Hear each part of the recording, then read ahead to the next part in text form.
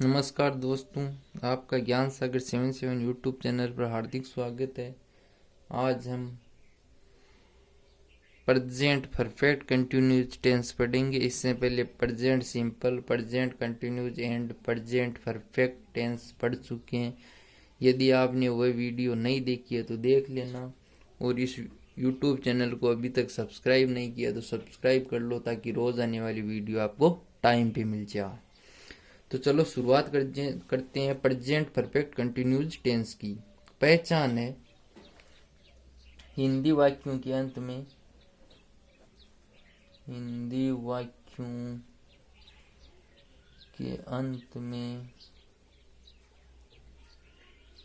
Raw है,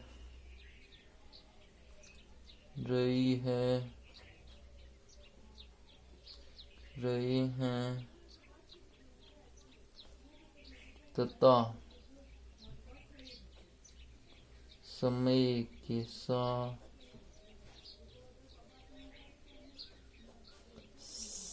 से दिया हुआ होता है।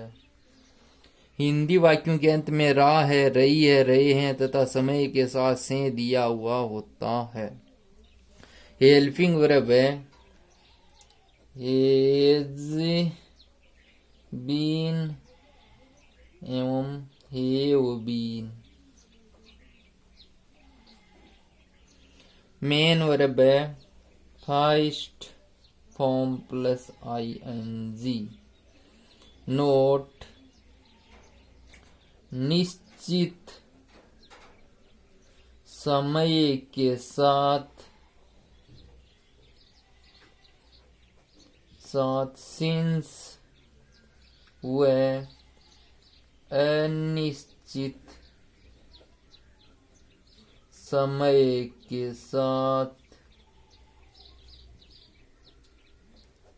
फॉर का प्रयोग होता है। अब निश्चित व अनिश्चित समय क्या होता है, इसके बारे में थोड़ा सा पढ़ लेते हैं। फॉर, जब समय की अवधि का उल्लेख हो तब फॉर का प्रयोग करते हैं। जैसे फॉर 2 आवर्स 2 घंटे, फॉर लास्ट ईयर 2 वर्ष, फॉर 5 डेज 5 दिन, फॉर लास्ट 2 मंथ पिछले 2 महीने, फॉर 10 ईयर्स 10 वर्ष, फॉर लास्ट 3 वीक पिछले 3 महीने। तो ये फिक्स नहीं है कि कौन से पिछले 3 महीने, कौन से पिछले 2 महीने, कौन से 2 साल है।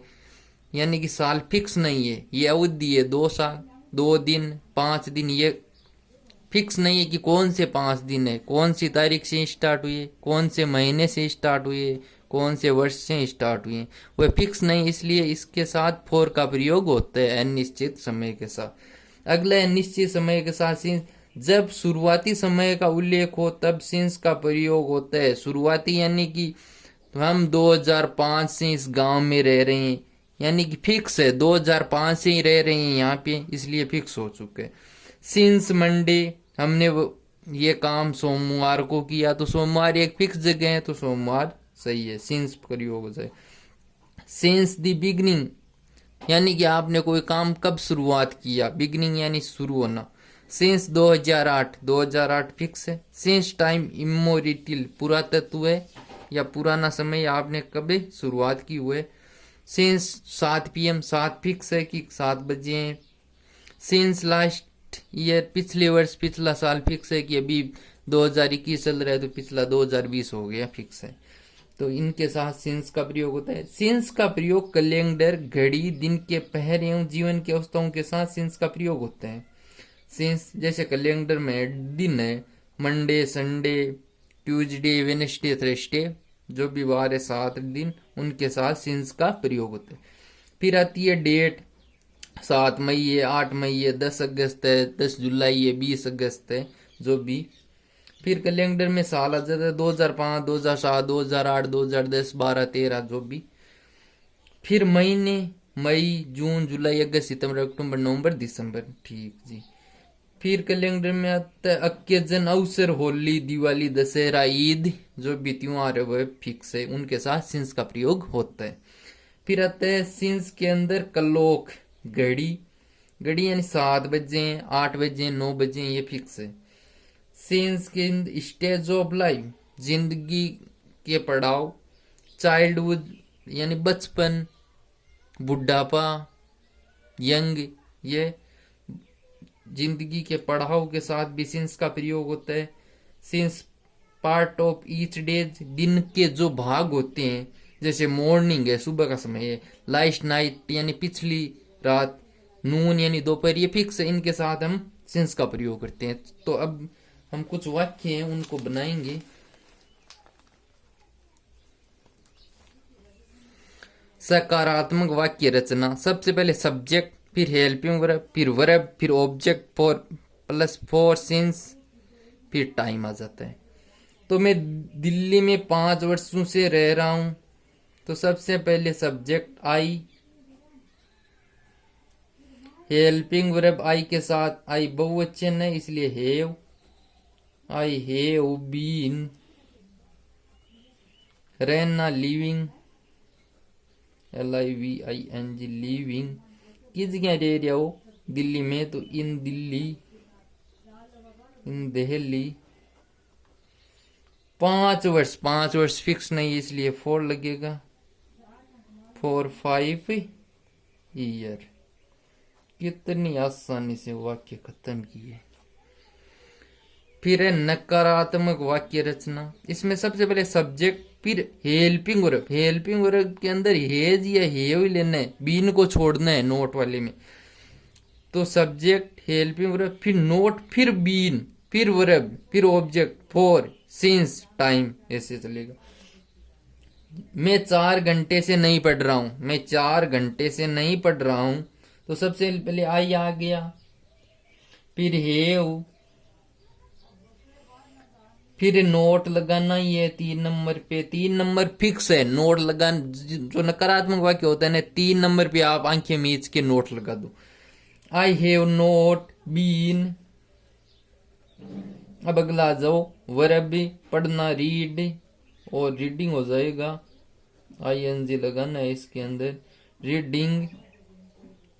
4 घंटे से नहीं पढ़ रहे हो, तो 4 घंटे फिक्स नहीं है, 4 आवर, 4 ईयर, आवर, आवर। चलो घंटे हो गए। फिर अगला है प्रश्नवाचक वाक्य रचना, सबसे पहले हैज हैव, फिर सब्जेक्ट, फिर बीन, फिर वर्ब, फिर ऑब्जेक्ट, फिर सिंस, फॉर, फिर टाइम। तो इसका बना दो। सबसे पहले मोहन है, तो मोहन एक वचन करता है, तो इसके साथ हेज आता है। फिर बोल रहे हैं सब्जेक्ट, ये रहा मोहन, फिर बीन लगा दो, हेज मोहन बीन, फिर वर्ब, रहना, लिविंग, LIVING लिविंग, काजी, has Mohan been living, object, Delhi, in Delhi, in Delhi. अब की बार 2005 फिक्स कर दिया, इसलिए सिंस 2005। लो जी, ये 2005 प्रश्नवाचक वाक्य has Mohan been living in Delhi since 2005। अगला है प्रश्नवाचक नकारात्मक वाक्य रचना, सबसे पहले हेज हैव, फिर सब्जेक्ट, फिर नोट, फिर बीन, फिर verb, object, for, since, time.